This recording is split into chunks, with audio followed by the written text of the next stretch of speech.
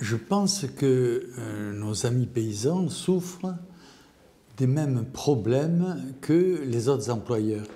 Ils le souffrent avec une acuité plus importante peut-être, mais c'est exactement, les racines sont exactement les mêmes. Dans ce pays, on punit tous ceux qui travaillent et l'on aide tous ceux qui ne travaillent pas. Ce n'est pas incongru tant que la proportion de demandeurs d'emploi ou de demandeurs d'aide sociale ne sont pas trop importants.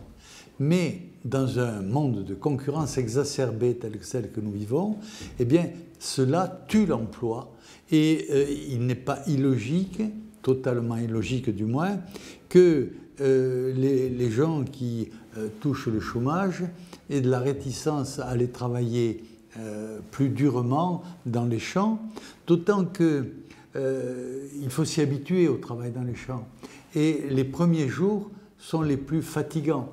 Et quand les avantages donnés par le travail sont faibles vis-à-vis des avantages donnés par le non-travail, eh bien on se décourage dans les 3 premiers jours et les paysans restent sans travail, sans travailleurs. Le problème est le même dans tous les emplois. Et cette philosophie de l'aide sociale systématique devient totalitaire et devient létale pour l'emploi et pour la richesse des Français. Et il fut un temps où on partageait la richesse, c'est bien. Aujourd'hui, on en est à partager la pauvreté, et ça c'est dramatique parce que ça n'en finit jamais. Donc nous marchons là comme ailleurs, à l'envers de ce qu'il faudrait faire. Au lieu d'encourager au travail, on décourage les gens qui travaillent. Il faut que cela change radicalement.